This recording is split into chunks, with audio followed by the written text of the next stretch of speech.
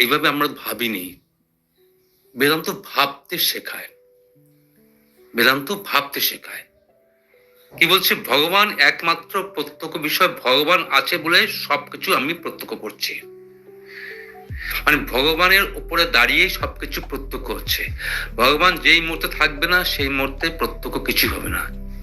এবার আমরা একটা দৃষ্টান্তের সাহায্য নিই, দৃষ্টান্তের এক্সাম্পলের সাহায্য নিচ্ছি।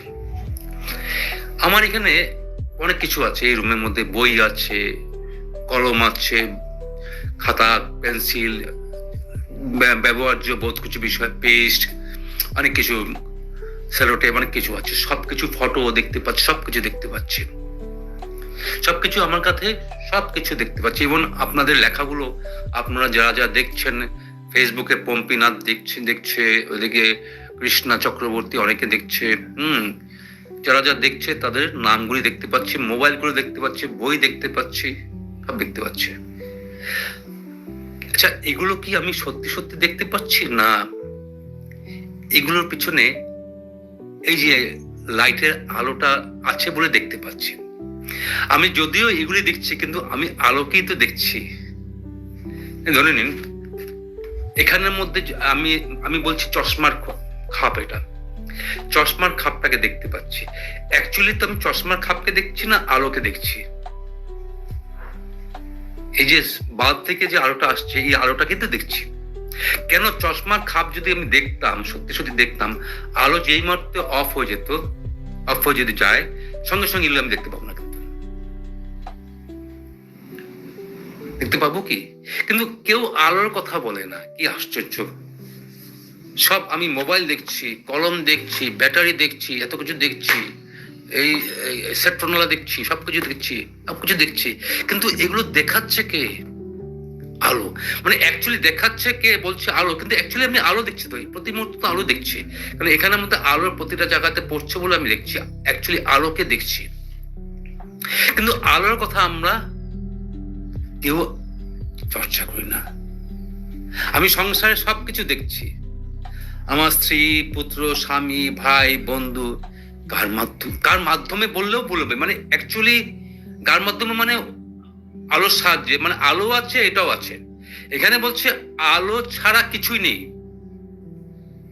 কি বলছে? আলো ছাড়া কিছুই নেই। এই চশমার খাপটা দেখছি পাচ্ছি, আমি অ্যাকচুয়ালি আলোই দেখছি, আলোকে দেখছি, কিন্তু আমি আলোটাকে খণ্ডিত করে বলছি চশমা খাপ দেখছি।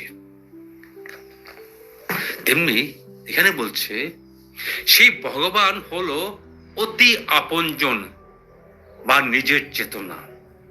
আপনারা আমাকে দেখছেন, কি দিয়ে দেখছেন? বলছে এই যে ঈশ্বর শব্দটা আমরা যে ব্যবহার করলাম এখানে, এই ঈশ্বরটা হচ্ছে চেতনা, আপনার চেতনাটা। মানে আমি যে বলছি চশমার খাপ, অ্যাকচুয়ালি চশমার খাপ বলছি, কিন্তু অ্যাকচুয়ালি আমি দেখছি আলোকেই দেখছি।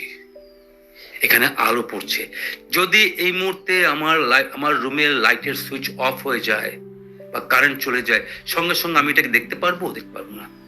মানে এটার মধ্যে আলো পড়ছে, আলোটা রিফ্লেক্ট হয়ে আসছে, তাই আমার ব্রেনে বলছে এটা একটা চশমা খাপ, কিন্তু আলোটা তো রিফ্লেক্ট হচ্ছে, মানে আলোটা আছে বলে তো আমি দেখতে পাচ্ছি। তাহলে প্রত্যক্ষ বিষয় কিন্তু আলো। এখানে বলছে একমাত্র ভগবান হচ্ছে প্রত্যক্ষ বিষয়। এখানে প্রত্যক্ষ বিষয় কিন্তু আলো, কিন্তু দেখুন আলোটাকে আমরা দেখতে পাই না। আমি দেখে ফেলি চশমার খাপ, আমি দেখে ফেলি বই, আমি দেখে ফেলি বোতল। আলো ছাড়া কি এই বোতল দেখা সম্ভব? আর বোতল যখন দেখছি তখন তো আলোকেই দেখছি। দেখুন খুব সূক্ষ্ম।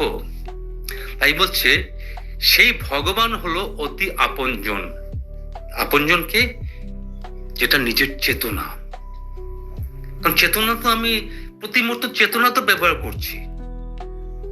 যেমন আপনারা আমার কথা শুনছেন না, কথাটা ঠিকই আছে না ঠিক নাই, যা কিছু দেখুন ঠিক নাই বলছেন বা ঠিকই আছে বলছেন, দুটোই বলছেন কার মাধ্যম দিয়ে?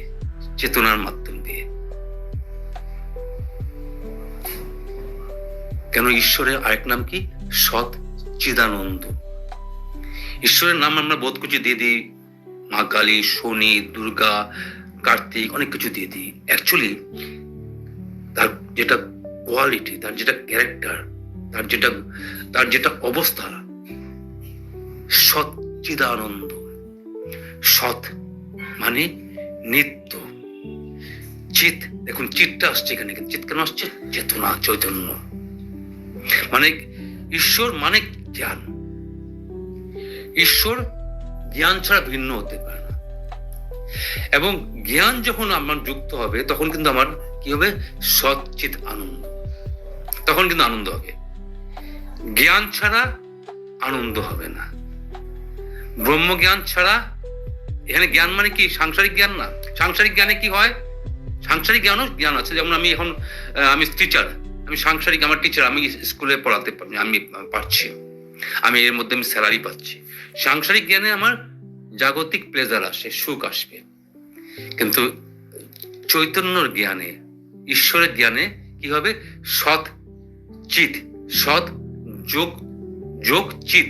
যখন সৎ মানে নিত্য, অলওয়েজ নিত্য। মানে আমি অল্প জ্ঞান নিয়ে আমি ভুলে গেলাম তাহলে হবে না, কিন্তু অলওয়েজ জ্ঞানটা আপনার সাথে থাকতে হবে। নিত্য, সৎ মানে নিত্য, অলওয়েজ এক্সিস্ট। দেখুন সংসারে কেউ থাকে না, কিন্তু স্বামী থাকে না, ছেলে থাকে না, মা থাকে না, মেয়ে থাকে না, কিছু কেউ থাকে না, কিন্তু একমাত্র জ্ঞান থাকে। কিন্তু এই জন্য জ্ঞানটাকে ধরো, যেই জ্ঞানটা অলওয়েজ থাকলো, অলওয়েজ হলো, মানে যে জ্ঞানটাকে আপনি আধ্যাত্মিক জ্ঞানটাকে অলওয়েজ রাখো। আধ্যাত্মিক জ্ঞানটা একমাত্র শাশ্বত। যেই শাশ্বত হলো কার কি? আধ্যাত্মিক জ্ঞানটা। তখনই আনন্দ আসবে, তখনই কিন্তু আনন্দ আসবে। তাহলে কি হচ্ছে? সেই ভগবান হলো কি? ভগবানকে অতি আপনজন বা নিজের চেতনা।